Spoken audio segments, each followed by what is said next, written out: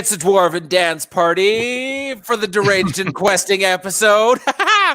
Everybody, welcome back to Deranged and Questing, the Necromancer's Idiot Apprentice. If you are just joining us for the first time, let this little video tell you everything you need to know about what this is all about.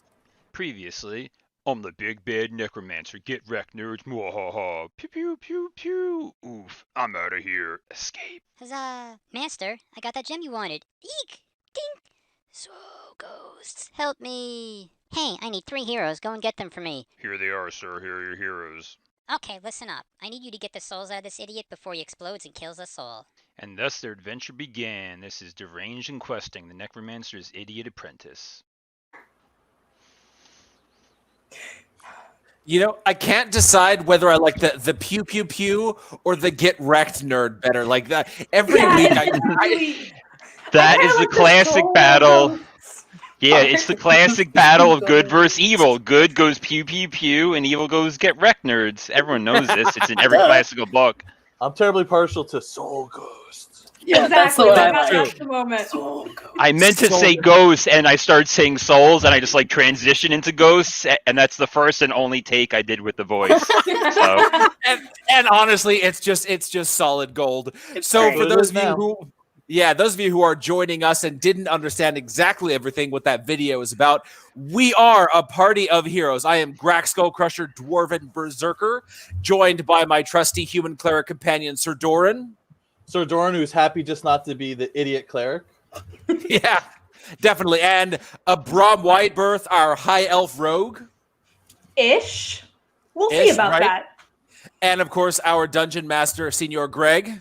And his apprentice piggy. Oink oink oink oink oink oink oink. Oink oink oink. I don't know how I feel about the pig. Yeah. And this week, our guest player is the one and only Chance, playing Amda the Human Bard. Wow, this is going to be interesting. It'll be a good time. Are you gonna be singing for us, or is he a non-lyrical bard? He's not a super lyrical bard, but I do sing, so maybe. Awesome. Looking forward to hearing that. However good or bad it is, it's gonna be awesome. You know exactly a little bit about what we are, so I'm gonna let Greg take it away to get us started with the game. Okay, here we go. Before we even get into the game, we have some exciting news. We're going to have a little giveaway for next week, and here's all you need to do to participate. You guys got to tell a friend who hasn't watched us live yet about this show, have them come watch it live with us next week, and all that they got to do during the show is mention in the chat who referred them, and then both of you, the referrer and the referee, will get to name a future NPC and introduce an item into the game each. So if you want to make your legacy in our game, or you just want to make my life extremely hard, bring somebody new, have them say I was preferred by somebody, and that's how you guys do it. So let's go into tonight's session. But wait, isn't there a code word, a special code word that they need to mention? What code word do you want them to mention? I believe Fluffer Nutter is the appropriate code word for something like this. Is it the appropriate or just the chosen one? That's the real question. Probably both, honestly. Both. Do they have to be exclusive? Yeah. So last we left off, last session, you guys, our adventurers, were in the middle of a vision quest, led by Gravit, the undeadish druid of some sorts, and you guys were all joined into each other's dreams, getting to know each other better to help you in future rituals together. We learned that Ser Doran was a proud cleric of Lathander who was upset with the church using donations for their personal use. So he decided to skim some off the top and open up an orphanage to save the lives of homeless children. And when he was caught, was kind of forced into a war against the Necromancer, and after the battle, forced to escort Abelard to try to help rid him of these souls. Grak, a proud dwarven warrior, but a bastard child of the king of his tribe, was placed in charge of protecting the golden fleeced goat. What was that name again, Grak? The gold yarn goat. Gold yarn goat. And what was its proper name? Her proper name. Barbara Bessie Burpington III. Yes. Or as the dwarves sometimes call her, B cubed. DQ.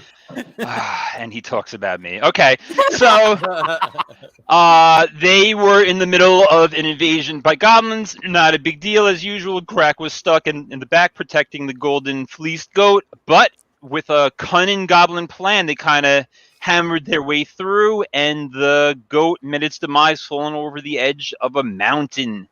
And that got Grak banished from the mountain, and thus he's volunteered for the war and eventually escorting Abelard, trying to look to make a name for himself and prove himself in his father's eyes. Then we left with Brom's visions, which are still technically in the middle of, and they were a little confusing. So these visions started off looking at a female of an unknown race, watching a similar looking male confess to crimes he didn't commit. Then that same female was literally thrown out of a building, only to be approached later by someone who she recognized. After agreeing to do a job for this gentleman, she was watching Brom with great detail, listening to him bragging about being selected for a task in the upcoming fight against the Necromancer. Later, we see Brom standing over Brom, one of them naked and dead, and the other one looking at themselves in a reflection, adjusting how they looked in the reflection. Then we see Brom in a battle, kind of panicking in the combat, not sure what to do, and he sneaks out of the combat into the back of the Necromancer's summer home. He was getting ready to steal the Necromancer's soul gem, and that's when the Apprentice comes in. The Apprentice took the gem out, and then he kind of broke it by accident. Brom witnessed this, and he contacted somebody over a sending stone asking for more time, and the reply is, sure, you'll have more time, but know that your brother will suffer the longer that you take. And that's where we currently are, still in this dream vision, watching Brom walking towards the commanders that were gathered, asking to volunteer to escort the kid. And now you guys have a lull in the visions to kind of talk amongst yourselves as to what you just witnessed. Grak is looking very, very suspiciously at Brom and reaching for his axe, which is not here because it's a dream quest, and really uncomfortable, like trying to find a weapon, wondering what the hell is going on with you, lad or girl or whatever the hell you are. Clearly, these are some bad magic mushrooms. We're descending into insanity. This is all nonsense, obviously. Grak is not buying it one bit. Doran kind of looks over to Grak and says, don't worry, we'll have a circle of truth when we get out of here. And what the hell's a circle of truth? It's a ritual clerics can cast to make people inside of them tell us the truth. I don't consent to circles of truth. I thought it was the dwarven practice where you line everyone up in a long line, put them in a circle, and then beat the person in the middle until they tell you the truth. Is it not that? That's actually the same ritual. I like that even less. I am not game for this. Bad mushrooms. Remember, Grak? Mushrooms? Mushrooms. I vaguely remember mushrooms. Yes, they made a point. Mushrooms. So yeah, I can see why you think this is a little odd, and I get that, but it would be a real big favor to me, pals. If we could just forget that you ever saw this, it would be super cool. Yeah. So Grak's gonna look over at Ser Doran and say, "Not gonna happen, is it, eh?" And then walk towards, very menacingly and barbarianly. I just found out that at 6th level I could like menace people, so I don't have that ability yet. But I'm gonna start like embodying that. Start practicing it. Exactly. Until you make it. He's 3.5, 4 feet, but he's gonna be very menacing and looming in his smallness as he's marching towards Brom, who did he ever hear that her name wasn't Brom? Like, did we ever get her name? There's no other name. Okay. Yeah.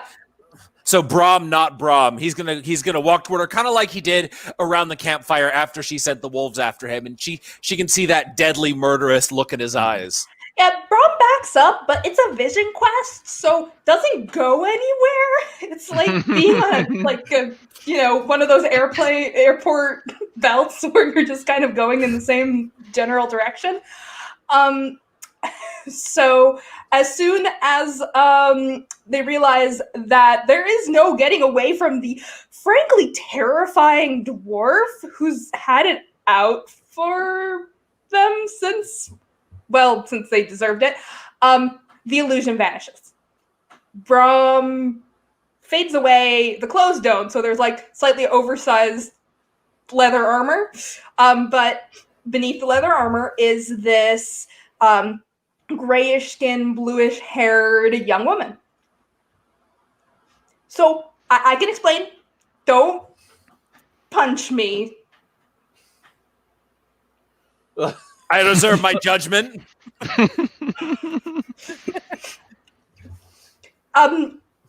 So yeah, Brom, person you knew as Brom, is kind of dead. A little bit. Yeah, we got that. We got that from his body on the floor. Yeah, I was hoping you wouldn't. Yeah. The why is what we'd like to know here. Okay, so I have a feeling you're gonna get stabby, so please don't get stabby until I tell you the whole story. No promises. That isn't comforting. So my name is Jin. I'm a changeling. I can change my face. It's super cool. Helps me put people at ease, like Abelard, last adventure. Yes. Has nothing to do with stealing things from people. Nope. Don't look at me like that, Ser Doran. You stole things too. We saw it. It's like, fair enough. Busted. But so yeah, we may have stolen a little too much from another thief, and kind of. I have a brother. Let's start with that. I don't like telling the truth. Telling the truth is really kind of not my thing. So like, a little bit of lenience here. You're still looking at me with a little bit of murder in your eyes, Grak. Keep talking, and I might just dial it back. I'll lower this thing a little bit. That would be appreciated. Yeah. So yeah, I have a brother, and we stole a bunch of stuff from a big thief, and he took the fall for me, which was not super cool. And the Thieves Guild kicked me out and has imprisoned him. And the guy who we stole stuff from might be blackmailing me into possibly stealing the soul gem of the Necromancer to take it to him to free my brother. Grak is trying to process. I don't think his wisdom is very high. Well, let me see his wisdom. Oh, his intelligence and his wisdom are both like barely above average. So he's processing and taking a little bit longer than Ser Doran and the others. Yeah. See, Andy says that, but he's blaming the processing of the information on Grak's intelligence and wisdom and not on Andy's own. So, Doran basically is just. You know what Grak and I have riding on this. What is your plan now that you know what happened with the stone? Obviously, you can't recover it. So how do you think you're going to save your brother now? And how does that affect us? I have no idea.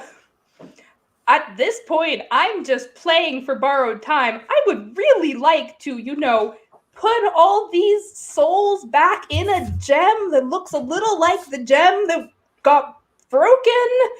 And maybe give that to him. I don't know. Maybe a forgery. I'm still figuring this out. But if I don't bring him a whole lot of souls, my brother might die. And that's not something I'm willing to live with. So Grak is looking at her. He's very much of the opinion that he doesn't like being lied to because he's been sort of lied to and mistreated his whole life. At the same time, he absolutely gets the connection between wanting to, to look out for her brother, and definitely wondering who this character is and how easy it would be to find him and just hit him to make the problem go away. But he's not saying it at all. This is all his internal monologue. He's processing. So he's just been sitting there the entire time. Okay. Yeah, kind of like this. Really angry, scowling, all beardy like his yeah. If you're a good lip reader, maybe you see Grak like mumbling it to himself silently. He thinks out loud. He's not that dumb. He's not like a 9 or lower. He's just a 12, like average.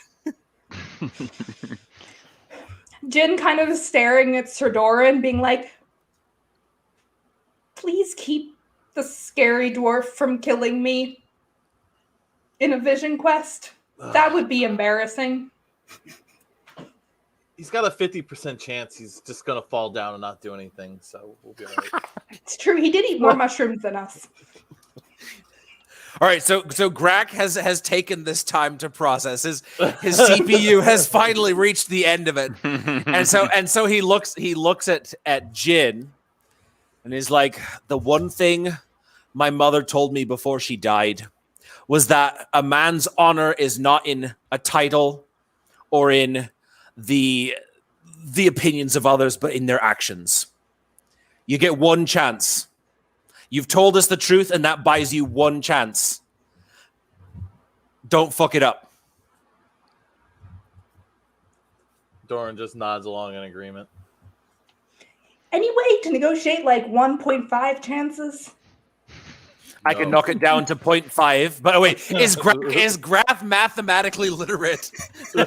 he can count skulls he's crushed. He can count limbs he's broken and enemies that he's taken down. Well, as the bastard son of the king, I suppose he would be semi-mathematical literate. So he knows 1 and 2. He's not so sure what that 0.5 was, but he's definitely not willing to give her 5 chances. That's too many.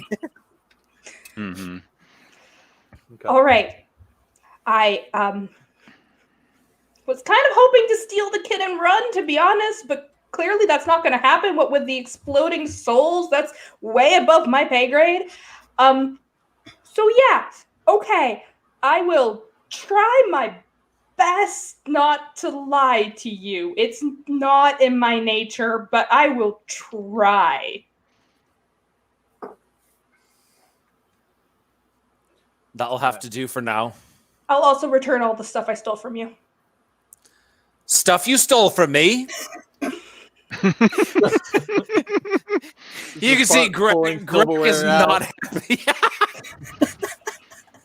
Yeah, it's all in my pack. It's mostly just knickknacks and trinkets. I'll give it back to you once we're in the real world, and I can run away if you get angry at me.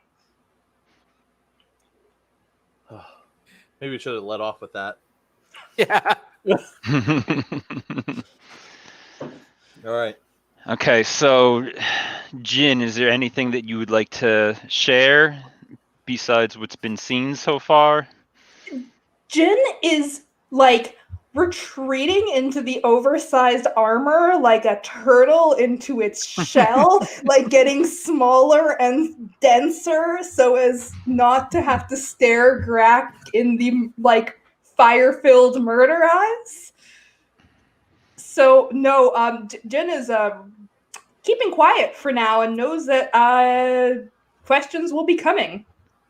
Okay, Grak and Ser Doran, do you have any further questions? Anything you'd like to know while you guys are in the spirit of sharing and sharing honestly? No, Grak is not fully convinced that she's going to be honest. He's told her he's going to give her a chance, and that's about as much as she's earned from him. His maul remains firmly not planted in her skull. So, that's about as good as Grak's about to give. Okay. So with that, the visions of Jin fade, and you guys come to the fourth member of your party, a young boy named Abelard. Let me get this little song going here. So, Abelard, Yes. As we go into your memories, You wake up in your nice, comfy four-poster bed up to the sounds of a knock on the door to your bedroom. And it's one of your servants' voices that are calling you through the door saying, Master Abelard, your mother is waiting for you in the dining hall and breakfast is served. You pop up and dress quickly and make your way downstairs, seeing a huge breakfast spread of meats and pastries, all of your favorite, covering the entire table. And your happiness is short-lived as your mother says, There's our future family wizard starting the first day of his apprenticeship today. We're so proud of you, right, Henry? And she nudges her husband, who's reading the daily paper, like, yes, dear. We're proud of you, boy, and I know that you will make the family proud. Now, you don't know why they want you to be a wizard so bad, nor do you know who has agreed to take you on as a wizard, being that you failed most of the tests that were given to you regarding your magical aptitude. All that you know is that you're not ready for hard work. So your mother asks you as you sit down at the breakfast table, are you excited for the apprenticeship, honey? How do you respond to her? Yeah, no, I'm very excited, Mom. But yeah, unconvincing, completely unconvincing. And your father, he chimes in and he's like, well, I didn't pay a ton of money to have you mess this up. So I swear if you don't take this seriously, well, then next summer's cruise you have planned with your friends will be canceled. This is the only wizard who would take you. So is there anything else that you want to say or do to prepare yourself for this summer internship with the wizard, or to prepare yourself to not be bored to death during it? He's gonna bring some like quills and paper. He doesn't know how to write very well, but he's practicing, so he wants to bring that with him. He can Emo sort poetry? of, yeah, he does. He writes poetry. It's not very good. It doesn't rhyme. It's really bad. Can I have a line or two of that poetry? I sat in the grass and I looked at the sun and I thought to myself, I wonder what's going to happen today. free verse, spitting them rhymes. Mm-hmm. Excellent. And like I have like some simple books that he can read as well. Okay.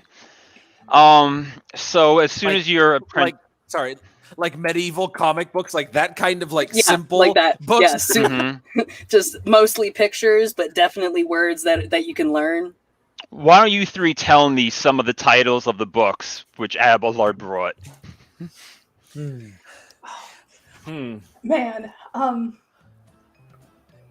It depends. See, it depends on if he has access to his father's Pent Knight collection or not. Oh God. Well, we know what Andy's suggestion is. Pent Manor and Play Knight. And of course the famous Esquire, because that one, you know, it translates. It's just a classic. The summer books filled with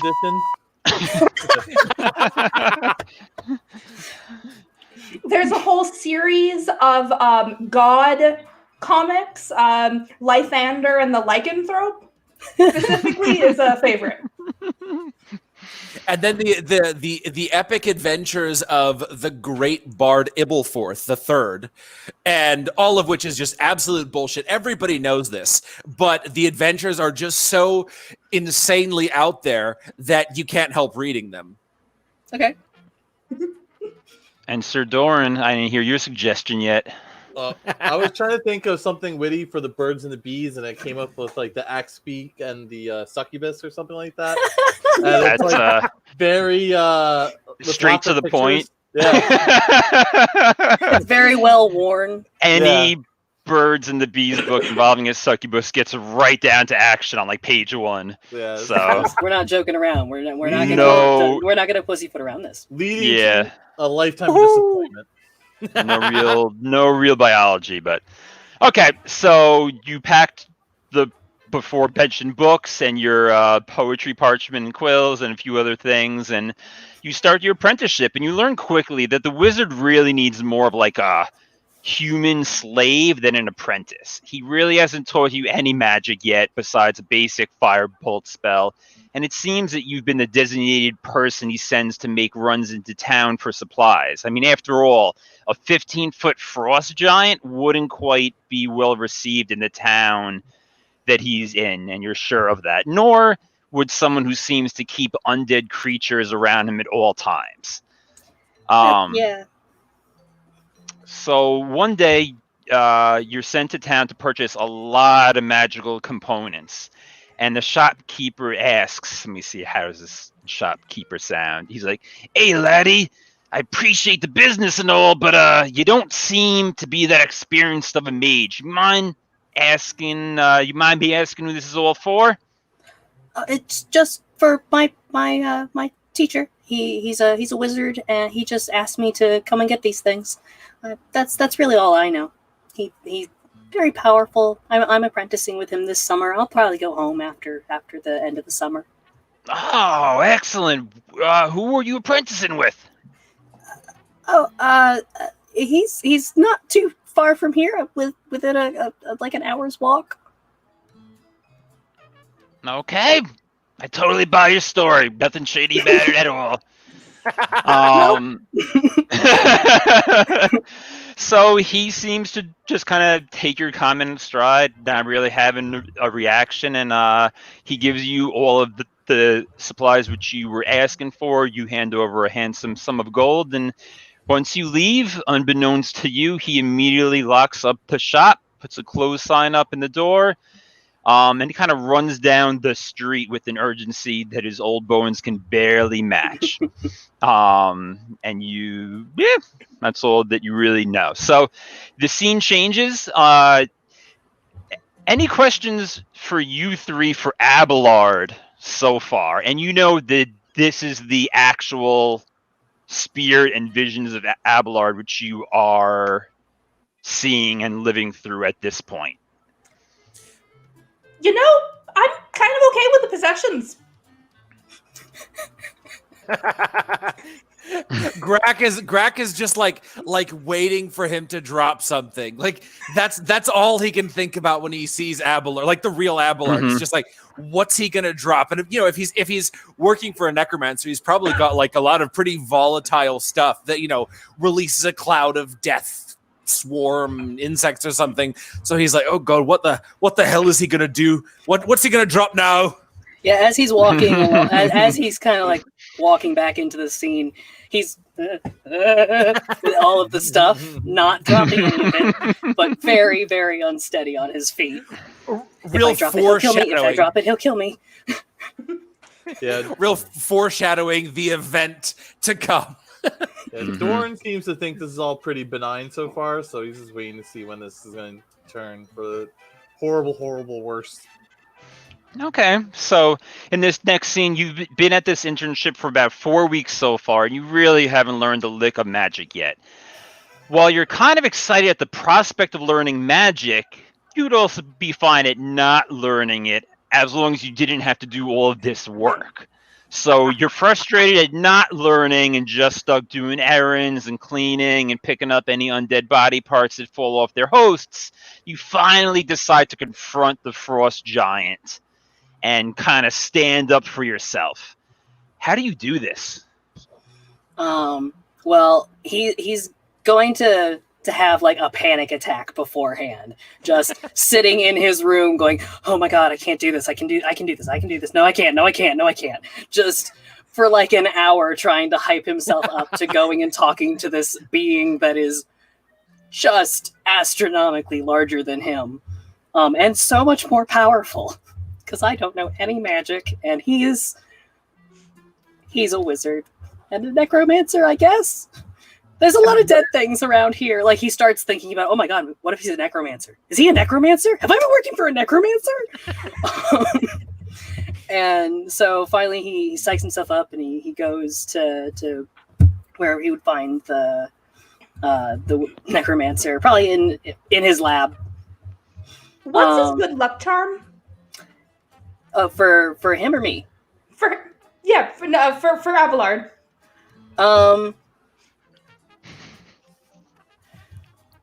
So he has a rock that looks like a face. And To him. It looks like a face to him. It may not actually look like a face. It's got googly eyes on it. And there's like a worn thumb area on the back of it where he clearly rubs it to as like a nervous stone. Yeah. And the face is a little worn too because he doesn't really stick to one side. So it's harder to see than even you might imagine.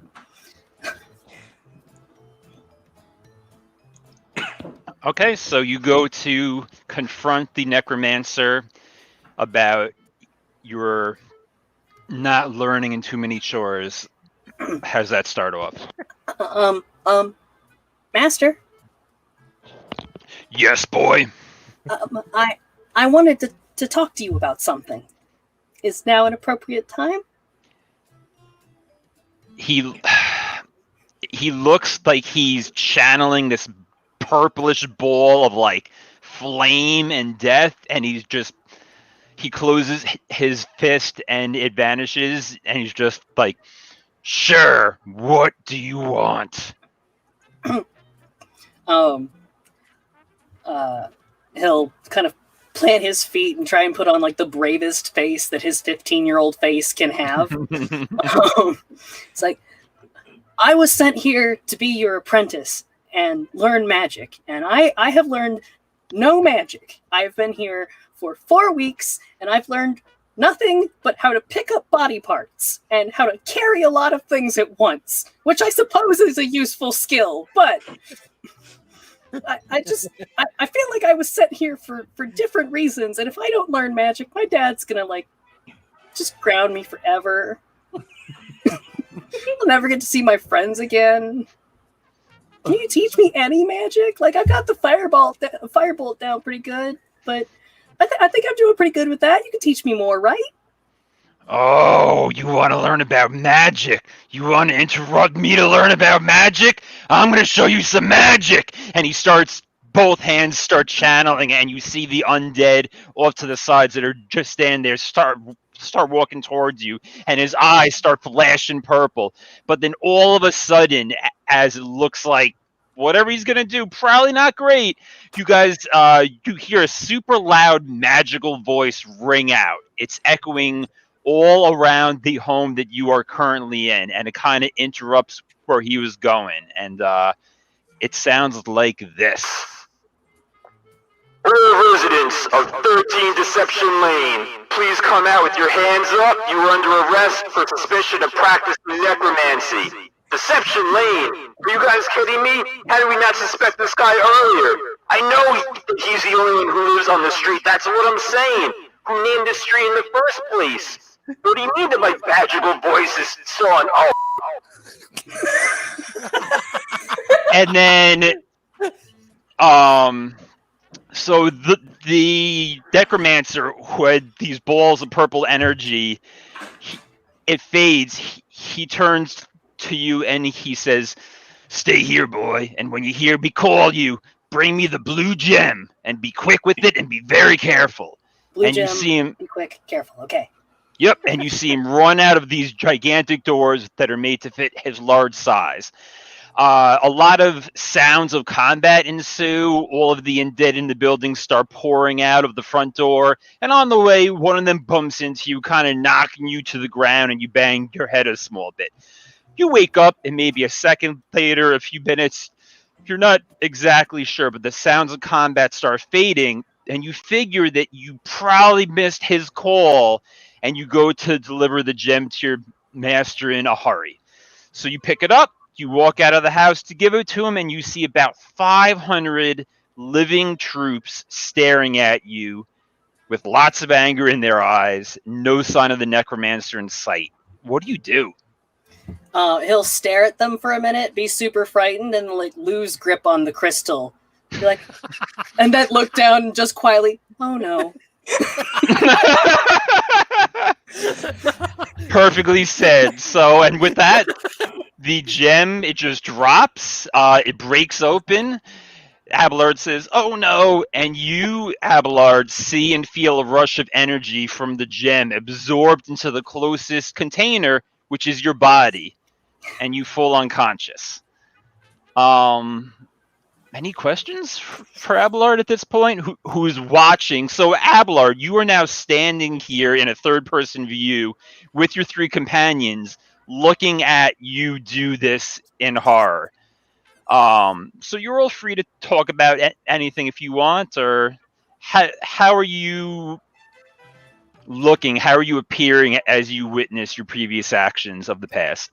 He's just kind of staring and watching and being horrified at everything he went through to get here. and then, like, when it's over, he's like, you know, it really wasn't as bad as I thought it was. It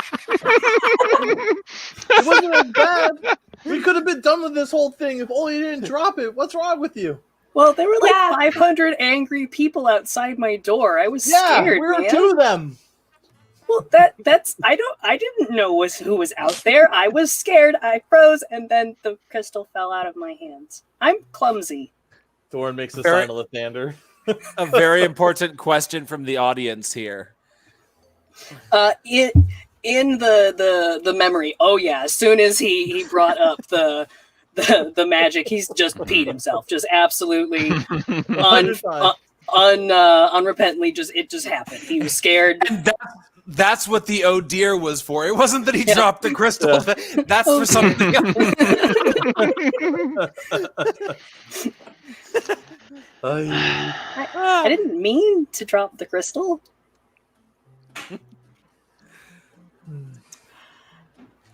That would be way worse, right? If I meant to drop it? Yes. Yes, it would. Well, at the same time, he could have, if he'd actually dropped it on purpose, he could have been trying to destroy it to deprive his master of power, right? That's heroic, at least. That's how magic works, right?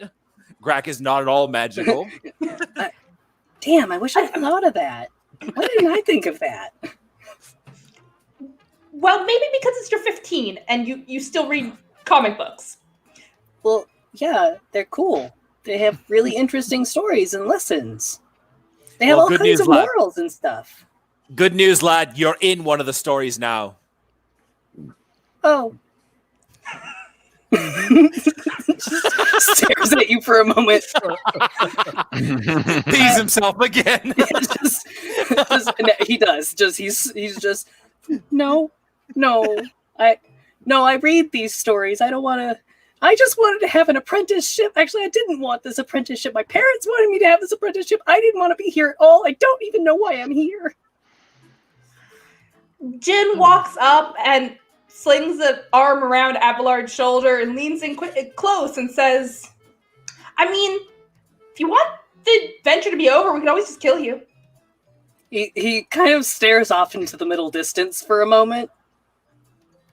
No, the Necromancer could take me then, and I prefer not that. Smart kid. You're going to do good. Pats him on the shoulder. Yeah. I like being alive. Well, lad, you'll be glad to know that we're looking for a way to get all the spirits out of you so you can return to being your normal self. But you're going to have to be patient because it turns out this is just a wee bit above our pay grade and knowledge base, especially mine. You know, point me at a bad guy, hit him. That's kind of where Grak lives. But all this magical mumbo-jumbo hocus-pocus... And yet you get annoyed at me when I point the bad guys at you and tell you to hit them. Well, there's a difference between me going and hitting something and sending something to hit me. A distinction with a slight difference I've discovered over the years. Okay. And with that, if there's nothing else to be said, the vision fades and you all start to wake up back in your original bodies. Or I should say Abelard's body is currently unconscious still. It seems that the previous soul that was inhabiting him is no longer there, and a new one has not taken over the body yet. Jin is currently still in the body of Brom. Yes. And you two, Grak and Ser Doran, you three start to wake up and you see a familiar druid by the name of Gravit who's standing over you. It is, you feel refreshed. The sun has risen. You guys are feeling great. And he's like, welcome back. I trust things went well. No. I wouldn't say that necessarily. I mean, you're all alive still. No one killed each other. You clearly shared, otherwise you wouldn't be awake yet. Wait, so what you will killing each other learn was an option? Yes and no. I'm glad you didn't mention that. I mean, like, whoever's in control of their vision controls everything in it, so you can't be killed in your own vision, but at the same time you can't leave your vision until you share and until you're honest. So you've all been honest about something, right? Yeah. Yeah. Jin changes from Brom to Jin. Yeah. He's like, whoa. Are you okay, boy, girl, ma'am? Are you sick? Are you dying? No, I'm very alive. I am a little disquieted about how much not alive there is in the swamp, so I'm good with staying very, very alive. Please stay alive. I hate when, like, sentient beings die and then I take control of them. I'll never kill them, of course. It's just life and death, but I prefer the balance. The balance must be maintained. Enough about me. And, like, as he's about to go into sort of a tirade, Abelard sits up and starts coughing, and you guys see Abelard's eyes go wide a little bit, and you recognize the telltale signs of a new soul inhabiting Abelard's body. Here we go. Someone get ready to put a leash on him if he decides to scarp it off like last week. So for the shopping list, which you guys need for Abelard is currently armor, because you haven't gotten them yet, and a leash. Yes. Perhaps so could be the same thing, one of the doggy harnesses. But and perhaps a muzzle in case Detective Dick Donovan comes back. Oh, no way. That's great. It should be amplifying muzzle. But Amda, you wake up in a strange body, strange circumstances, strange surroundings, strange fellows, and you're just boof. You're in this body, and you guys got it. Hi. Hey! Where am I? In a swamp of death. And life. And doom. And mushrooms. I'm so sorry. My internet cut out for just a moment there. I'm good now. Anyway, sorry. Life, death, mushrooms. Doom. You're not being very descriptive, I don't think. I think there's more here. You all seem to kind of be feeling very deceptive to me. So, what's going on? Oh, deceptive. Jen, you could take this one. You know what? I will take this one because I'm on an honesty kick. Sorry, I retched a little. I don't like that word. It seems you don't. I don't think it's your strong suit if it makes that reaction. No, I am working on it. You see my companion, this honorable cleric. He's teaching me how to be. No, I can't finish that. I promise not to lie. Yeah, lie to everybody else except for the circle of trust. You don't seem to be doing very well with this honesty. I think you should just stick with lying. Okay, lies. You are blue. Trust. Try like this, Jin. You're not a soul trapped in the body of a 15-year-old boy. Try something like that. Like lie to him and tell him the truth by doing it. Okay, I can do that. You are not a dispossessed soul trapped in the body of a 15-year-old boy on a quest to save the world. from blowing up.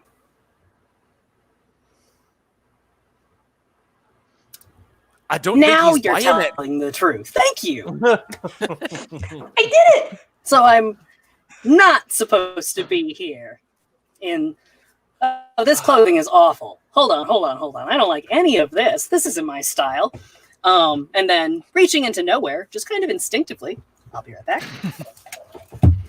Oh, this is going to be good. Oh my god. This is the first guest that we've had on who has done the proper dress up, and he gets major props for that. Yeah. Very unexpected. So you guys see Abelard reach into the well of nothingness that he gets these weird powers through the souls and pulls out a different outfit. He takes out. There we go. This exactly. Like this shirt, this tie, this jacket. Exactly. And glasses. His are a little thicker rimmed at this point. Ah, all right, that's much better. Whoever I am right now has terrible sense and taste. I really wish he would not. Just, can anyone teach him anything better? I know so many styling tips if he needs any help. He needs a lot of help. And things Actually, more than styling. if we're talking about styling tips, our cleric, have you looked at what he's wearing? Ser Doran, what are you wearing? It's a mimic. That's what I'm wearing. I can't really control it. It does what it wants as much as I would like. If you could train my armor, I would greatly appreciate it. His armor clashes with whatever sort of outfit he has in the worst possible way, very much to the distress of Ser Doran. Yeah, it's always like purples and greens and browns. It's terrible. Ser Doran, he keeps looking at his special Fitbit watch, which he has, and it's saying that his blood pressure is way too high. He's way too stressed recently. It's got to bring it down. He just can't manage it. It's like a really terrible mood ring that's just always just sad all the time. Would I be able to make like an Arcana roll to see if I do know how to tame his armor at all? Oh, that'd be great. Yeah, make an Arcana roll for us. All the right. first roll of the night. Let's see. All right. Just click on the word Arcana on your character sheet. Let's see. 21. Okay. So you see Amda speaking to your armor, and this whole process, I'll say, takes about like 5 minutes. There's a lot of touching it, speaking, coercing, sort of, you're not sure how Amda knows the language of mimics, which I guess is like a body language, but a lot of changes take place. But at the end of the process, Amda, you're not sure if the armor is cursed. You're not sure if it's not intelligent in the ways of fashion, or you're not sure if it's just spiteful. But it seems that even though you know what it should be and you're teaching it what it should be as far as style goes, it refuses to conform. Interesting.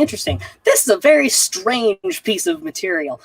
It's not going to learn how to not do this, unfortunately. It seems to be kind of like part of its whole thing. So you can't really change the base properties of some magical items. It's just not possible. You'd have to get someone who's way, way more powerful than any of us appear to be. So that's a little my pay grade. But I can talk to it for you. It's not clash, but I can. Maybe I'll just try feeding it something. See if that makes it happy. I don't know. It makes mimics happy. Mimics are fascinating creatures. They can change into pretty much anything. I could be a mimic. You don't know. Grak is going to pick up his maul, and I am very suspiciously, after everything he's seen in the last few weeks, changelings and mimics, but then he remembers just what his maul is, and he's going to get real nervous real fast. Jin walks over and just pats Grak on the head and says, "Don't worry, things are always in flux, small man. But everything turns out well in the end." I think that you're trying the not lying thing again, and I think maybe you should stop. I can't stop. I only have one chance. I don't want to blow it on a lie. I'd rather blow it on like an assassination. That's a fair thing. You want to save these things for as late as you can and for the biggest thing you can. Otherwise, you just wasted it, honestly. Exactly. Okay, so Gravit, he comes over and he's saying, oh, well, so we have a new guest. Great. So you guys are going to all cast this ritual together, and I know that you feel that this whole experience, this soul bonding, this vision quest together went bad, but it went great because you all know each other better. You may not agree with each other. You may not... but you know what motivates each other. You know what matters to them. So you may not be all on the same page, but you know why people are doing things, and that's what matters. And you guys are going to have to work together with this ritual, or it could literally kill you. Now, I'm going to walk you through it the first time so you don't die. And if any of you are going to die and bring me with you, I'm just going to sacrifice you. So let's get right into it. Ser Doran, you're going to lead it. And he spends the next like half an hour going through the ritual, and he's going to teach it to you guys, and it is going to be a group ritual. There will be some rules in the future involved with doing it, but with Gravit doing with you guys, it's going to be an automatic success. Grak's part is a very simple one and easy to remember one, right? Yeah. Don't move. Sit there. Don't move. Yeah. We will we'll get to the specifics of the exact things which everyone does at a later date in time, but it's definitely a 4-part ritual where you all lean on your individual strengths, and it takes all of you to do it. And what this ritual does is it helps you to communicate with some of the souls inside of Abelard's body. And at the end of this, when it's successfully done, a small soul does come out of Abelard, and it floats into the air. And this small soul, it looks like a tiny ice sprite, like a tiny blue-skinned, elvish features, long elven ears, probably only about a foot tall. It's got wings in the back that are probably twice the size of its body, and it's zipping around Abelard's body. And this sprite is a female, and she's got a small crown on her head. Ooh, I haven't seen one of those before. An ice sprite. Interesting. I don't see those very often. They have such an interesting culture. They really have a very, very strict hierarchy sometimes. And as you say that, she says, You're goddamn right we do! Bow, commoners, before the queen of the land, God Queen Twinkledore III, ruler of all she sees, ruler of the Ice Queen's tundra, supreme and unquestioned by all. Wait, where am I? Why do you disturb me? Why are you not kneeling? What was destroyed my castle and throne? Not enough for you, you vile necromancers? Leave me and my people to be at rest! and she is looking at you very upset, both that you killed her and her entire tribe and are evil necromancers, and secondly, because you guys are kneeling. Jin kneels down eloquently and elegantly, bows down and empties her pockets and says, "Forgive us, Your Majesty. We merely seek to help you. We also fight the dread Necromancer, and I would like to offer you this tribute." And from her pocket, she pulls what the rest of the group recognizes as a lot of trinkets and small little like golden things that they owned at one point. Okay. My tchotchkes.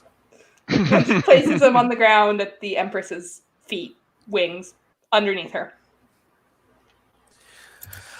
So Grak is going to elbow Ser Doran and kind of whisper in his ear, "Didn't we already meet one of these ice sprite Empress Queen thingies?" I think it was a brownie, but it's so similar. So Doran just after he kind of agrees with Grak, he says, "All right, Queen, I have some good news and bad news.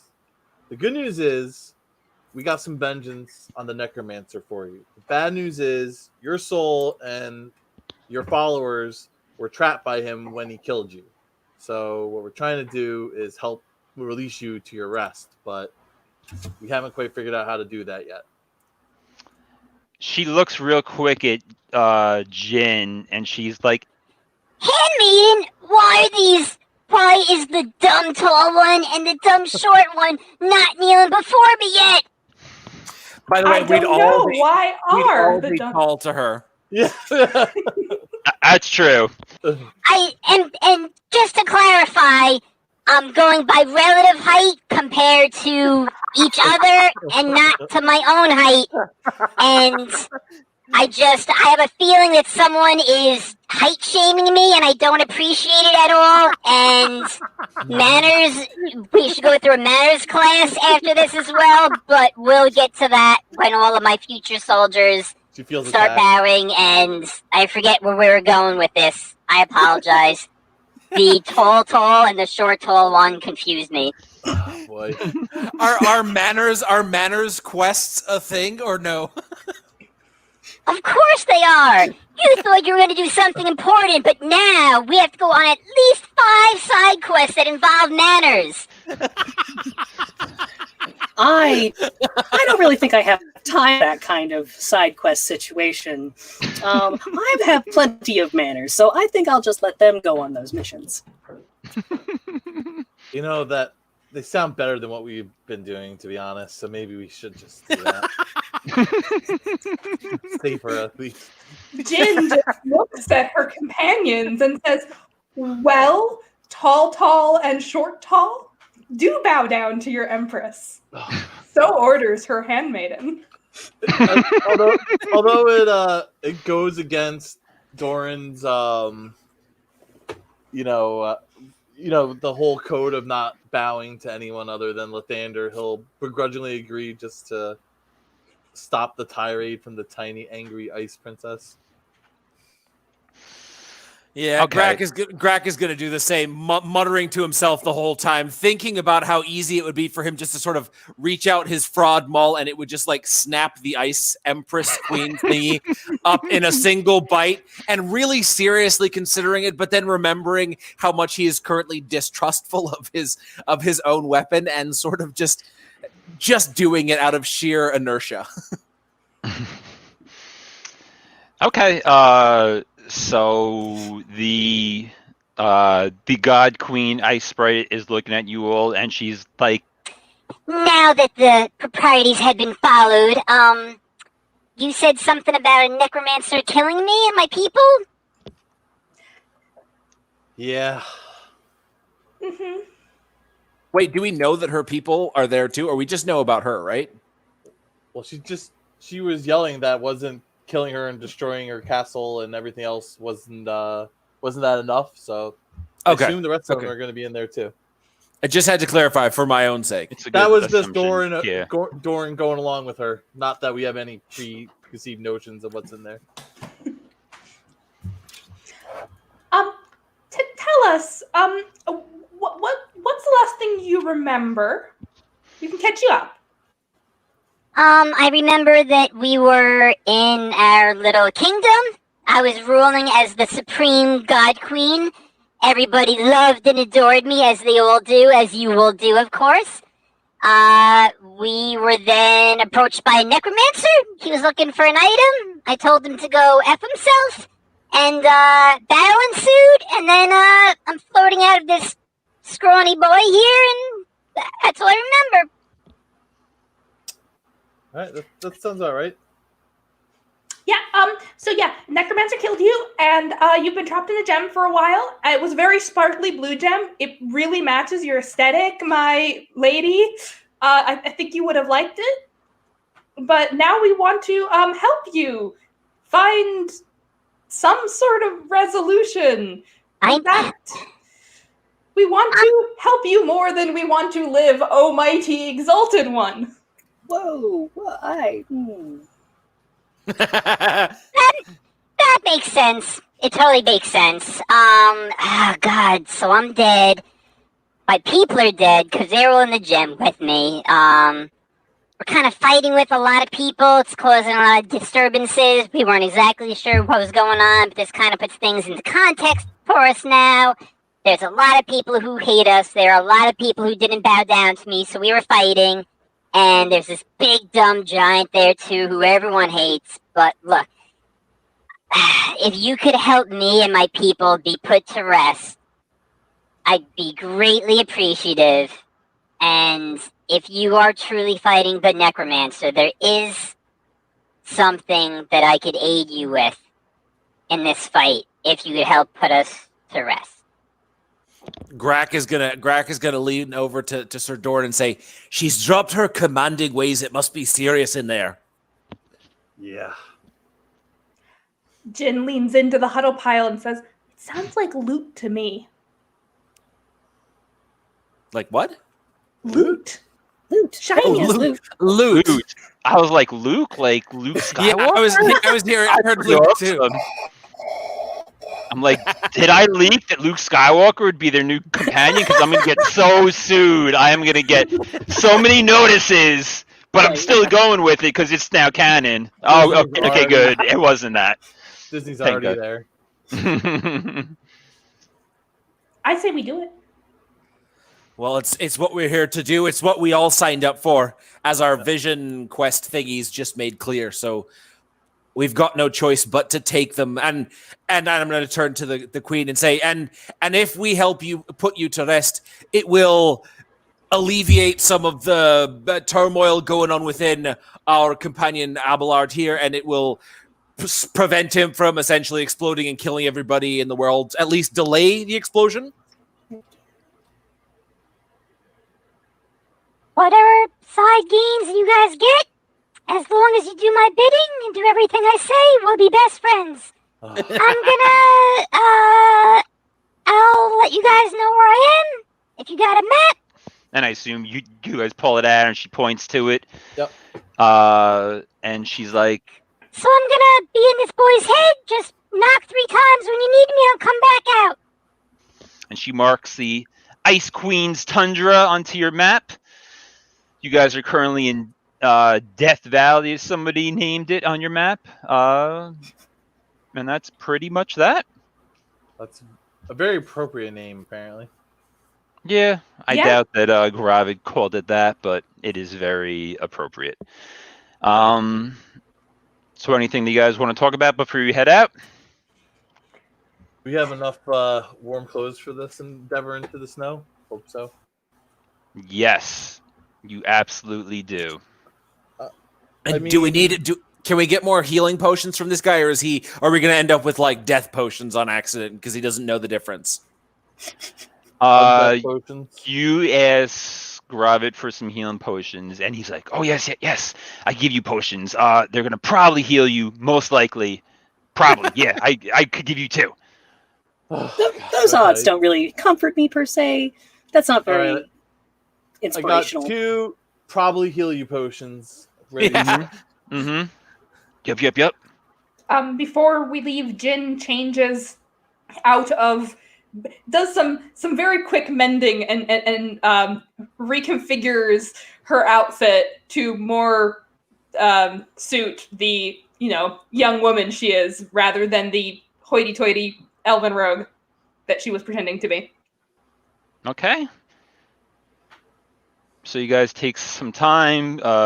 He brews up these potions for you real quick. They're definitely stoppered with like a big mushroom, and like the mushroom juices are dripping into it. You're not sure if that's good or bad. And some gear changes. You guys are prepared for the long and cold trek up to the Ice Queen's Tundra. Anything else? Any talks? Or go straight for it? Go straight for it. Robert's kind of freaking Doran out, so he's ready to get out of here. Okay. So you guys make the long trek up there. I'd say it probably takes like 2 weeks about, but the 2 weeks are not that eventful. The clothes which you have keep you warm as you start to enter into the cold areas. You guys see a large mountain range to your right as you're walking. And you guys eventually get to where you believe that you need to be. I'd say every now and then you like knock on the head of Abelard 3 times and the Ice Queen Spear pops up and she keeps you on track.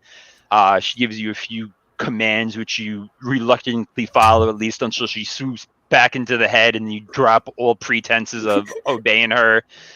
And you guys are eventually entering like I'll call it a crumbling ice kingdom that was made for creatures about 1 foot tall. So most of these buildings are like between 2 and 4 feet tall. All of the buildings are made of ice. Most of them at this point are in disrepair, and they're showing signs of a huge battle that were taking place. So you guys are eventually coming to the area that you are directed to, and it looks like a section of the town that the queen would take an audience with visitors there. And in this area, it has a lot of corpses that are on the ground, and they have a lot of corpses that are walking and kind of flying around it too. And a lot of those corpses are undead versions of the sprites. They're kind of skeletal. The bones seem sort of icy for the parts that you could see. Some still have flesh on them. And also, you guys also see the undead queen's body that is sitting on a broken, crumbling throne. And it looks like the bodies there are kind of pacing around restless, but it also looks like they're looking for something as they stumble around, and they just go like back and forth and searching, and they may search the same area a few times, depending on how long you are waiting and watching them. And at some point this time, actually, the spirit of the ice god queen, she pops out on her own, and you kind of hear her scream. Please put my people to rest! Undo the desecration that the Necromancer caused us! And she screams it super loud, but it doesn't seem that any of the moving bodies around you guys have reacted to it. It's very possible that only you 4 can hear this voice that comes out through the ritual. Can we get a map of what the place looks like? Just assuming it's going to be violence. I mean, You are correct. it's gonna be mine, one way or another. Mm-hmm. So which direction is the throne? So, let me put these guys up a little bit so you'd all see it. So, the throne is the big purple thing in the middle. The tokens which you see are pretty similar. They're pretty much all the ice sprites, but the one that's sitting on that purple throne at the top is a little bit different, a little bit skinnier. That's the Ice Queen's body. Ooh. All right. Well, how much does Grak know about ice sprites? Has he ever encountered them before, or is he just going to charge in with no idea of what they can do aside from the fact that they can be hit? You're not sure much about them, but maybe some other people in your party know.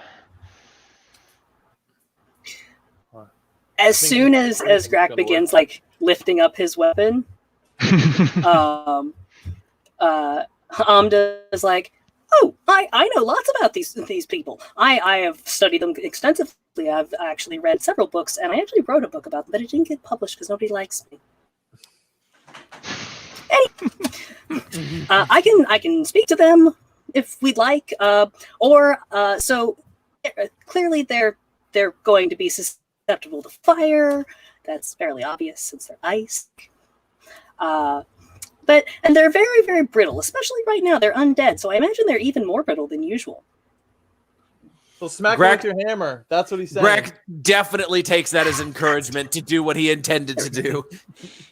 And he pulls his hammer and charges. He's going to go straight for these guys here because they're the ones that he can see. And he's a very objective-oriented person, and he sees the throne, and he knows that that's where he needs to go. Okay, so as you start to charge in, we're going to roll an initiative here. I believe I pre-rolled it for you guys. Yes, Oh. I did. That looks- Boom. That's awfully high Oh, for me on the and initiative Grak chart, is for on the one. bottom, of course. Funny enough, you guys. Yeah, so here's how it starts off. Grak is just like, it's go time. He takes a step and just slips on the ice and just face plants. And seeing that, Brom, you're gonna have the first action to do what as you wish. Well, Brom sees all these ice sprites who are undead, momentarily questions whether they should be looking around for the person animating them, but decides that that's a question that can be answered after getting rid of them. So Brom is going to move up a bit and Okay. then cast a fireball at one of the two flanking the throne. A fireball or a firebolt? Bolt. Sorry. Yes. I was like, wow. Got some new skills. Okay. That's Oh two. god. So you rolled a 2. That With your- tracks. Yep. With your modifiers, it's 5. So you shoot it. At the last second, it seems that the sprites have noticed you, and it just starts moving, and it moved out of the way of your perfectly accurate shot. Drat. Any bonus action or further movement? Yes, as a bonus action, Jin would like to. Is this bit of rubble to my left something I could hide behind or take cover? Not really. It's just a few stones up in the air. All right. In that case, Jin is just going to hold ground and kind of prepare to help out in any way because Grak is going to run in and smash things. Mm-hmm. Okay. And I'll say for this map, the only thing that's really sort of like partial cover would be the 2 buildings that are crumbling if you could get behind part of the walls for it. Okay, that brings us to the ice sprites, who didn't quite roll high, but you guys rolled terrible. So, let's see. You see the 5 ice sprites. This one is going to start to move forward here. In fact, it's just going to come in close and try to get behind you guys, but you clearly see it. But that's all the movement it's going to get. This one is going to come forward, and let me see. This one is going to cast something called Snowball Swarm. So if you are Grak, Abelard, and Ser Doran, I need you guys to please make me a dex save. Dex Grak's save. That's dex my save. dex save. Is a 20. Nice. And you would have had 15 advantage on it for too, but you Doran. didn't need it right. And for Abelard, I believe the let me see if you have a dex save or not real quick. There's no particular dex save, so it's just going to be a dex roll. I'll roll that for you real quick, and it's going to be 12. Okay, so you will pass it.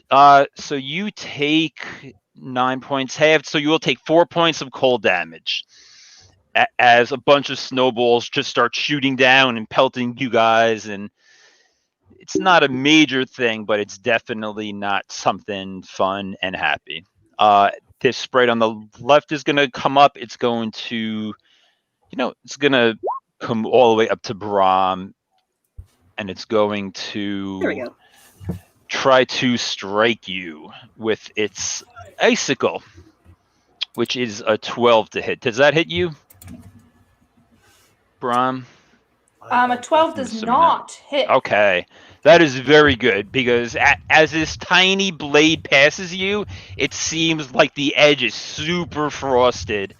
Something that you would not want to get hit with. And the 2 by the queen are just standing there, and they're preparing some action that you're unaware of.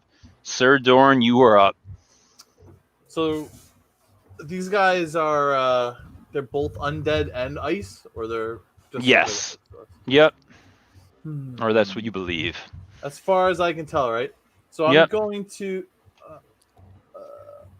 Doran's going to move up, Okay. and he's going to start things off and just see how this works. He's gonna move on up and get within. Oh, I'm already within 60 feet. But I just want to get away from Grak, so I don't. You know what? What did Grak ever do to you to make you want to get away from him? Just so we don't get caught in an area of effect. Listen, we've been traveling through the icy tundra for 2 weeks. Dwarves, you're not smelling too great, Grak. That's a fair point. And he's going to cast Shatter on the space right here, hitting the 3 methods that he can see. Okay, and what does Shatter do?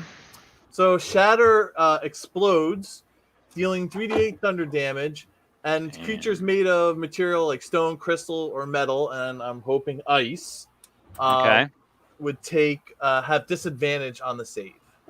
Okay, what kind of a save is it, Dex? It will be I'll link it in a second, but Constitution. So hopefully they don't have very high Constitution save.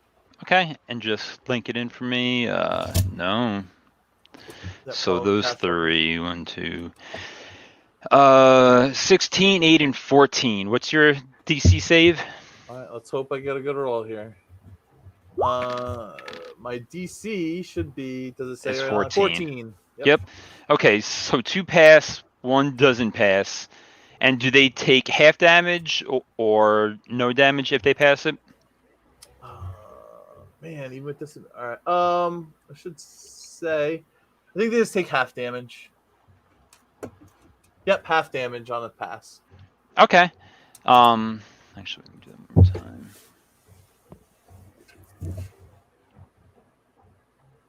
Yep, you put that. Okay, so the one on the bottom right, it's going to take full damage from that, and it's looking really screwed up.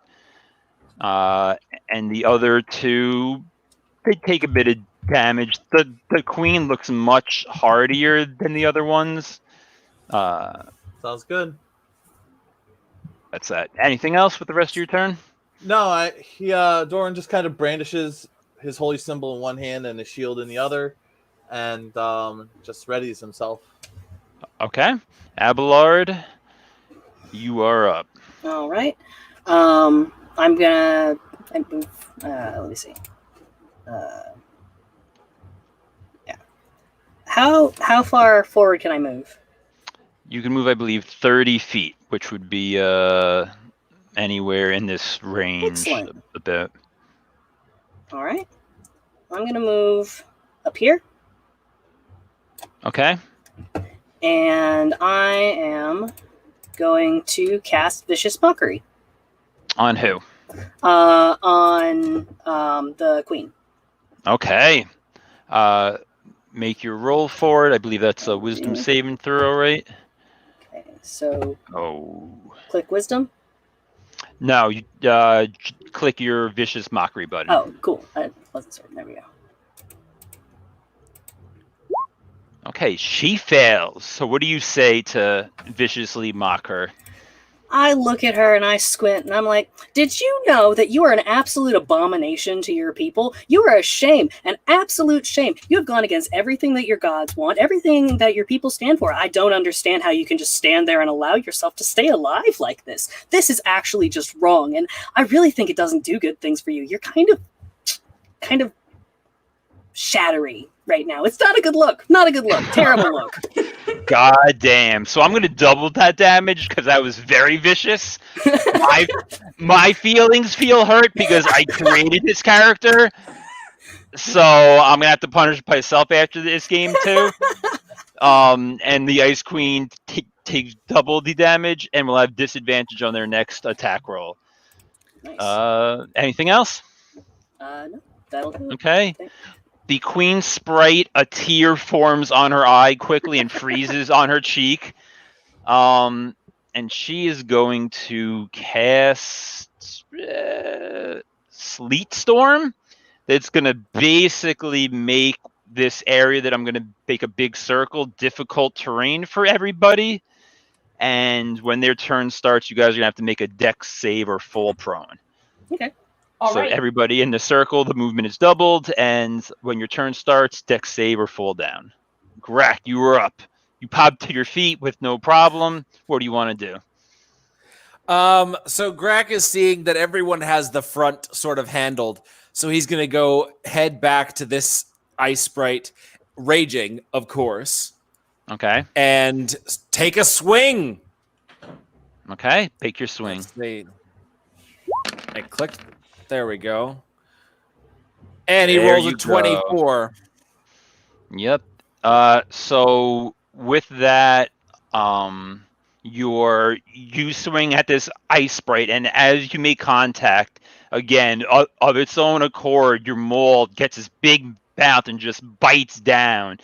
And this poor tiny creature that isn't really made for such physical encounters, you see as the mouth slowly closes, and it cracks and cracks, and the bones start breaking, and the ice starts cracking, and it just turns into broken ice, and it falls to the ground lifeless as you crush it to death with the aid of your mimic weapon. You still got a little bit more movement if you want. I'm running towards this one, waving the axe that is still, I guess it's not bleeding, but it's still got like shards of ice sprite embedded in it, and just charging at the thing. Now, for my great weapons master, do I get a chance to attack it, or because I'm moving so much, do I not get a bonus action? You could take a bonus action because you knocked out the previous thing, so make one more attack. Right. So here we go again. Still raging, swinging the fraud maul for an 18. That's going to be another hit, and you're going to do 14 points of damage. This thing's looking pretty rough. You definitely smashed it in its tiny ribs, and they're shattered. It's holding its side. It doesn't really cry out or anything. It doesn't react. It just looks at you with these lifeless, hollow eye sockets, and is still going to try to hit you and hurt you. Okay, Brom, you were up. Make me a dex save real quick. Absolutely. Solid. 14, you were good. You were able to maintain your footing on the ice. What do you want to do? Well, this mimic maul has really inspired Jin. She feels a real kinship for it, and she realizes that in 2 weeks, her darling, sweet, bogus, beautiful bow with teeth hasn't tried to eat anything. And we should change that.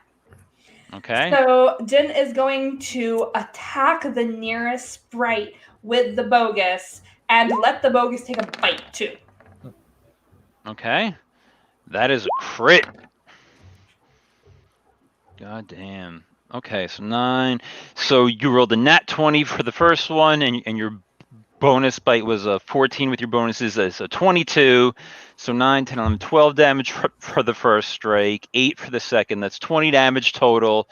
Between, again, these poor undead creatures, I guess, like they're not really knowing and feeling, but you shoot a quick arrow, and then the bow jumps forward and just kind of clamps its new mouth around this creature, and again, that slow crushing as this poor creature is crushed to death, falls to the ground lifeless. Jin pets the bow and says, "Good girl." Okay, and that brings us up to the ice sprites. They are going to use a little bit of their powers. So the one that's really messed up next to Grak is going to make an icicle attack. 14. Does that hit you? It misses. 17 armor class. Man, 70's bad rolls. You are good with that. The two in the back are going to make, let's say, 2 ice knife attacks. Let's say 1 at Abelard, 1 at Jin. The one at Jin's an 18 to hit. That hits. Okay, and the one to Abelard's a 16. Yeah, that definitely hits. Yes, well, very stylish. Your clothes are not providing a lot of armor. So, okay, so this ice knife, they just like throw their hands out, and you see a small ice knife form, and it's a 2-part attack. The first one is sticking into you and hitting you, and the second part is once it hits you, it explodes out. and in like a 5-foot area around you, anything that is there will also get hit with the exploding ice shrapnel. So the one to Jin, the ice type itself's not a lot of damage, but the explosion is much worse. You're going to take a total of 12 points of cold damage, Jin. Ow! And for Abelard, the knife that hits you is 7 plus 9 with the explosion. That is 16 points of damage. Okay. That is a rough hit for Abelard. And Yeah, that's a Abelard's, lot. I'm assuming, not looking great. Nope, not looking great at all. So that's that. His hair Sir- and clothes are absolutely disheveled. Yeah. Well, Horror. let's not go too crazy now. No. Okay, whoa. He's disheveled. His clothing is not. Yeah. The hair Big is hole perfect. bleeding out of him, but the hair is perfect. Sir Doran, that brings you up. What do you want to do? Oh man. Yeah, Abelard's in a bad spot. Doran's worried about what's going on up here, so he's going to rush ahead and wielding his holy symbol, he's going to try to wait, this is a blue. This thing's bad, right? Yeah. You go around this, like circle around the boulders, and come up here. And he wants to turn the undead ice winter sprites. Okay. So wielding his holy symbol, he wants to try to scare these things off so they stop mauling Abelard, who's in a very terrible position. So I will link turn undead, which I did successfully before. So essentially, I'm going to whip out the holy symbol, all of them within 30 feet of me, which is a good bit of them. Must make a wisdom saving throw. If it fails, it has to turn and flee. Okay, and what little prayer do you speak as you do this? I say, "Sweet baby Lathander, save this idiot Abelard from himself." And I thrust out my holy symbol and say, "Begone, you foul creations." Okay. So you do that. The ice sprite to the left of the queen starts taking off. The ice sprite to the right of the queen starts taking off. The ice sprite on the bottom starts taking off. And the ice queen, she just kind of looks at you with these glowing black eye sockets and she nods at you and she's like, no. She doesn't say it, but that's what she means. Anything else? Yeah, then I'm going to use my bonus action to cast, because that doesn't count as a spell, right? That's just an ability. That is not a spell, yep. So I am going to cast Healing Word on Abelard. Okay. And so after she says no to me, I'm like, oh, crap. I just, Doran turns, he points his holy symbol at Abelard and heals him for 8. Okay. Nicely done. Yep. And then again, he hefts his shield up and kind of tries to. Let's see if I have any more movement. I'll try to just impose himself between her and Abelard. Get between Abelard and because if you're in my way, then I got to try to charge around you. Yeah. So Doran just takes another step to the left to give Grak some room to charge in, and hefts his shield again and hopes for the best at this point. Easy enough. Abelard, you are up. All right. I need to roll what to see if I keep standing? A dexterity saving throw. So I'll just roll it for you because it's not set up on your sheet. 12 plus what's your dex modifier? My dex modifier is 1. Perfect. You are able to stand on your feet. Nice. All right. Cool. And move if you want to. I would like to move. Okay. This is the wrong screen. There we go. Is this 15 feet away from Ser Doran? You're 5 feet away from Ser Doran. No, now. That, yep, perfectly Okay. 15 feet. Am I within 15? I don't think I'm within 15 feet of her, though.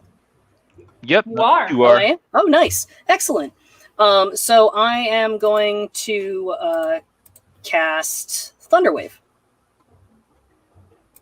Okay, so you may want to take one more step One to more the step? upperish area to get away from Ser Doran. Yeah. There? There you go. All right. Yeah, I'll that's stand fine. in this alcove here. Mm-hmm. Perfect. And Thunderwave. Okay, press your Thunder Wave button. Can do.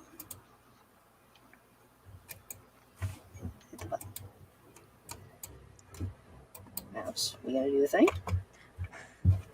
Meanwhile, Jin is squinting through the ice storm, like, what's going on up there? Has my mouse just decided to stop clicking? Maybe. Okay, Wait, hold I'll on. click it for you. It's no problem. So, do you want to cast it at first level or stronger at second level? I'll cast it at second level. Okay. So, DC con save 13 for the Ice Queen. Let me see this real quick. She has a very good roll. So she'll take half damage and not go flying. But so basically in a 15-foot cube, what like word do you say to make this thunder wave erupt? He's going to clap his hand and say, "Knowledge is power!" So you guys hear that, and this loud crack of thunder blasts out. Ice that's on the ground near the body of Abelard and all of the nearby rocks and stuff goes scattering out. Ser Doran, you're lightly rocked backwards by the power of the shockwave. The Ice Queen in her throne is secure, but you see cracks forming on her undead body as she takes a bunch of damage. She takes a total of 8 thunder damage as that happens. She's starting to look a little bit wear and tear. Any bonus action for you?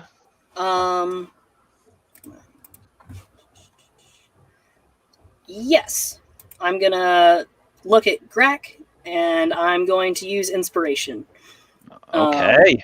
I'm going to look way across the field at him and go, "You can do this! She's weak! You've got this! Look how strong you are! Dwarves are some of the strongest people in the entire world! You're underground all the time! You've got this!"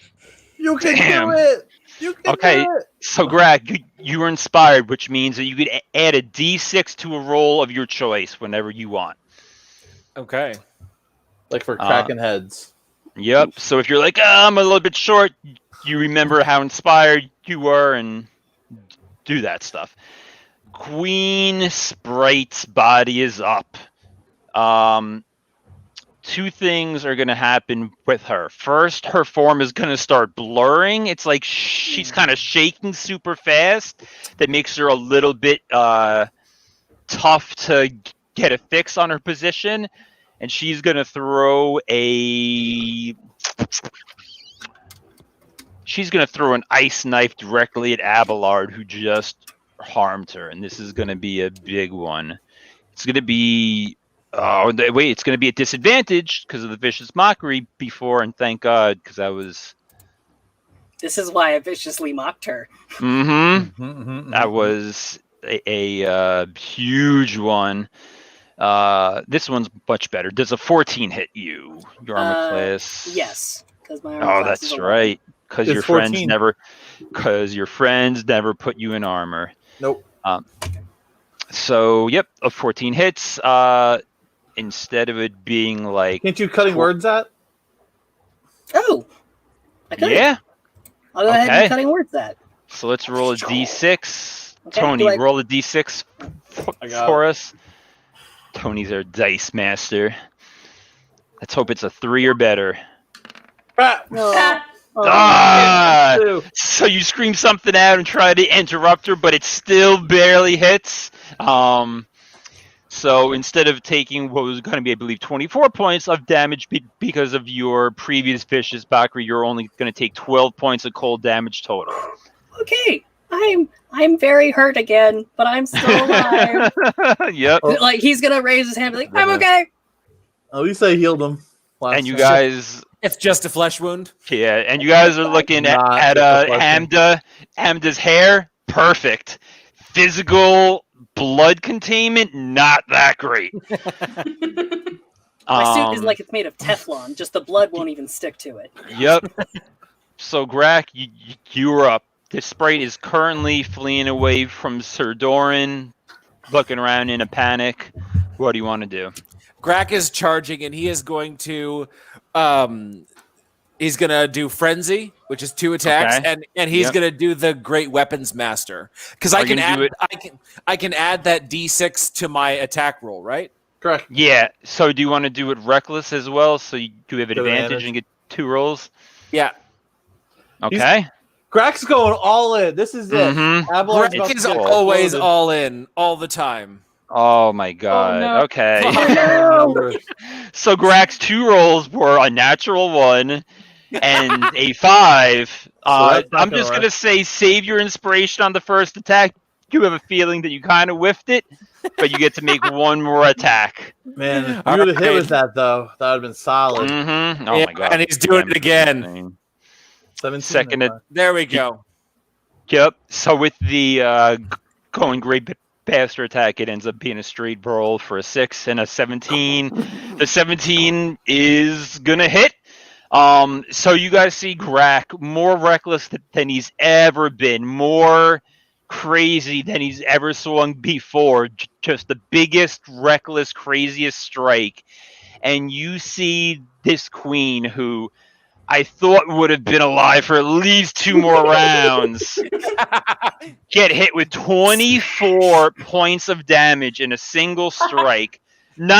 And the fraud ball is just passive.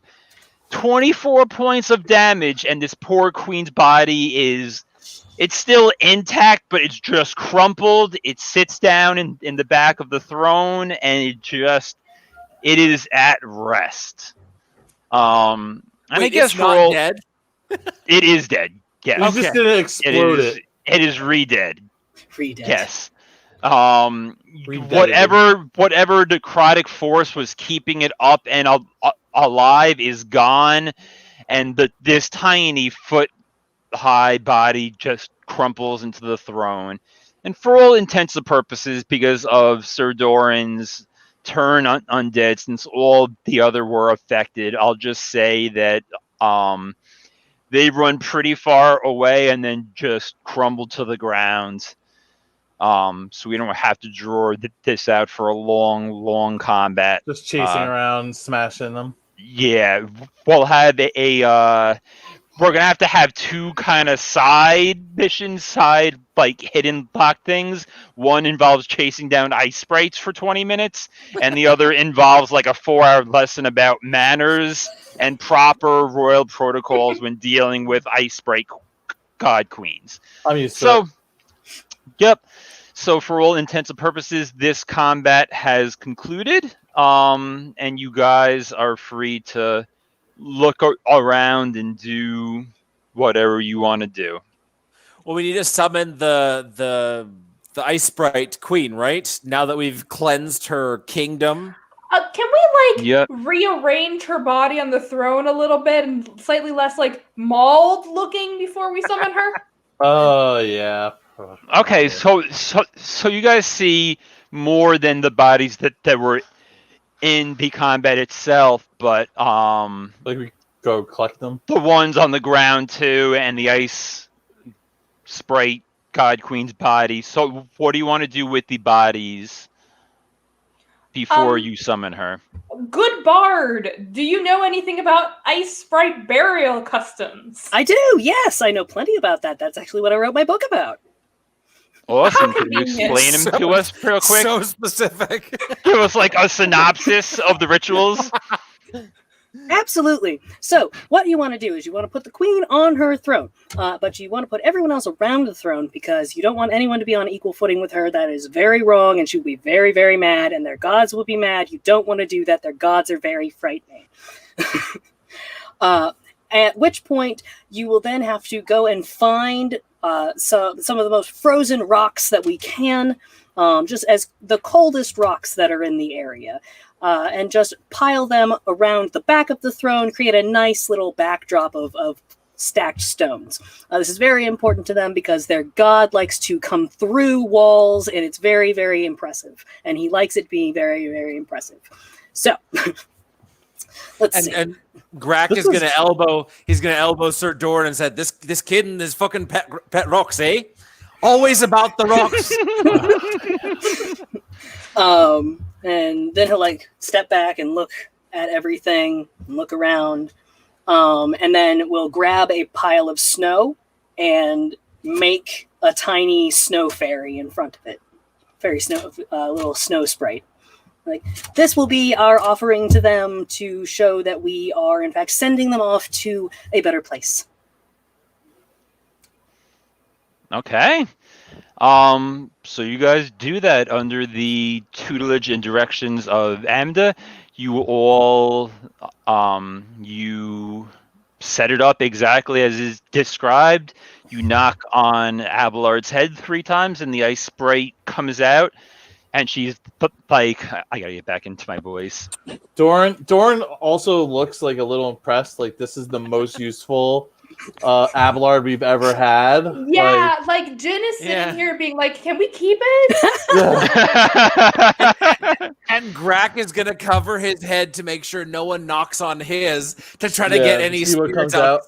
He doesn't understand what the knocking on the head is supposed to do, but he doesn't want anybody to take advantage of his stature to knock on his head.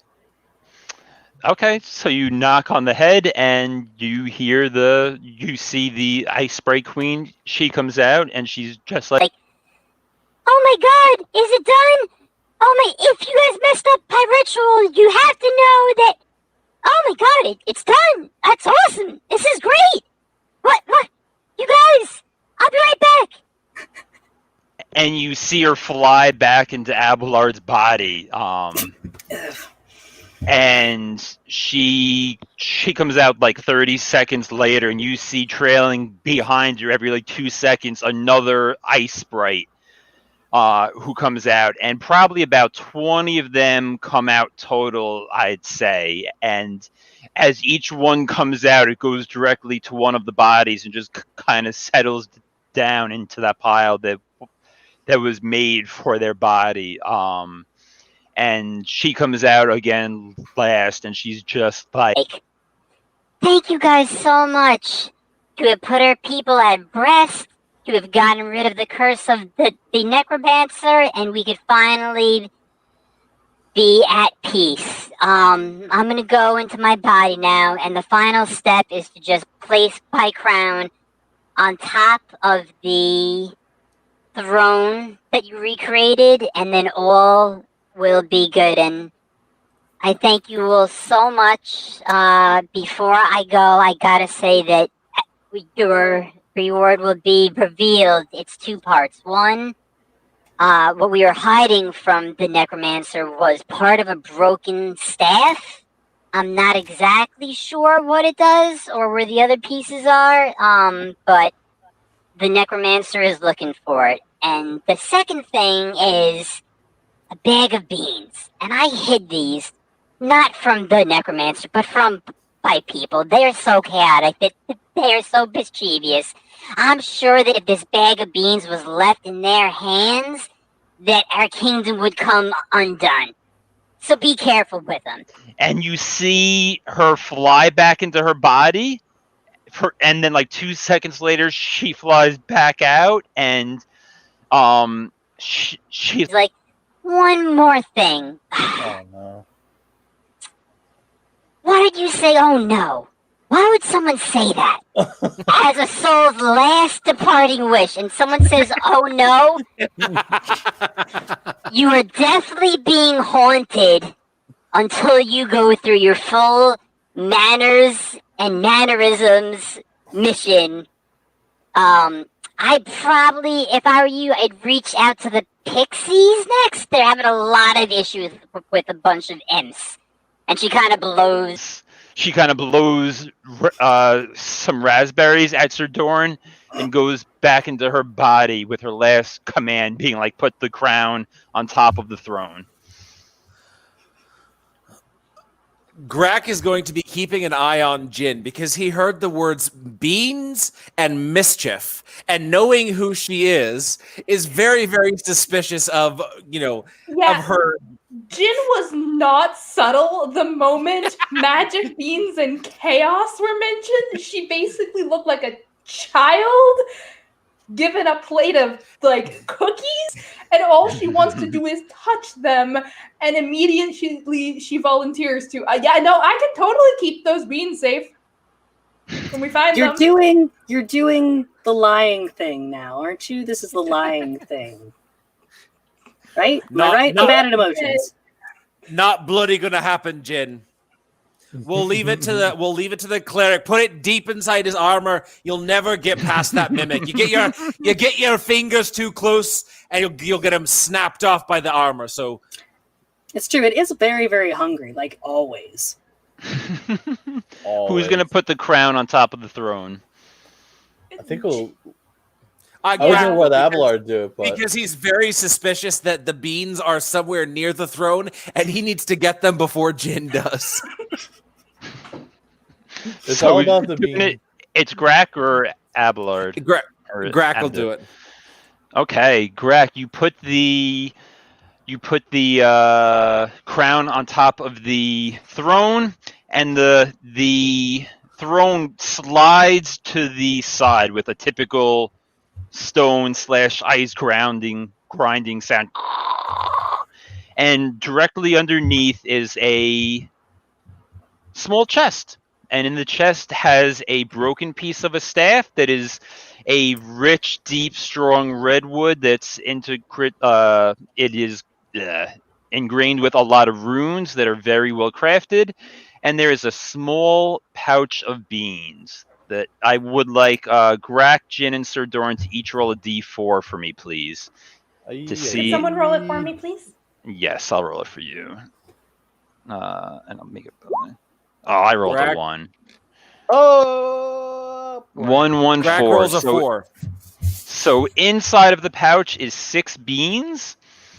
That I'll just say instinctively through magic of the lands, everyone instinctively knows that. Let me look this up. Inside of this heavy cloth bag are 6 beans. If you remove a bean from the bag, if you plant it in dirt or sand and then water it, the bean will produce a random effect either 6 seconds or 1 minute later. I'll leave it up to the player's choice from the location where it was planted. Now, I'm going to say, I'm not going to tell you what any of the effects are, but some of them are positive, a lot of them are random and chaotic, and a few of them are horrific. So they are beans of chaos, I will just say. So you could plant them as an action at some point, and you could decide if they sprout in 6 seconds or sprout in a minute. And I guess that's where we will end for tonight with possession of these 2 items. So before I go and hand it over to Andy, real quick, again, for everyone who's listening in, don't forget next week's giveaway, chance to name some NPCs and create some items for the group to use in the future. Just bring in somebody new who's not been part of the live viewing yet.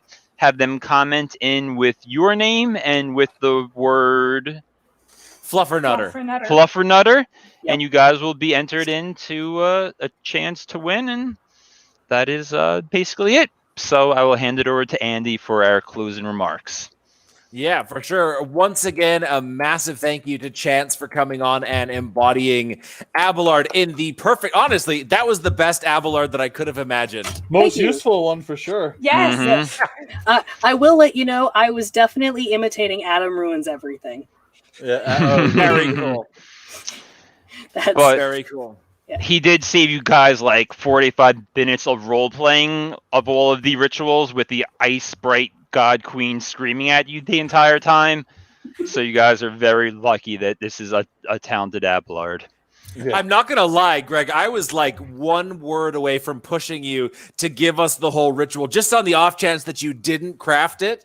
So then you would have to like bullshit the whole thing on the spot. Of course I didn't craft it. Why would I craft a freaking ritual? It's better to make that stuff up as you go. Because, like, God forbid if you guess it, then my whole story's ruined. But I definitely liked Chance's version, so it's good enough. Yeah, it was pretty awesome. And of course, a massive thank you to Greg, our dungeon master, who puts on such a show. That voice was the highlight. Perfect. Which one of them? Both of them. Mm-hmm. Those are my natural voices and in no way modified by technology. So. Definitely not. Yeah, I can't wait to see what he comes with next. Tony, our awesome Ser Doran, bringing the badass. Allegra Pescatore, who plays Jin, author of the Where Shadows Lies novel. Check it out on Amazon. Yup.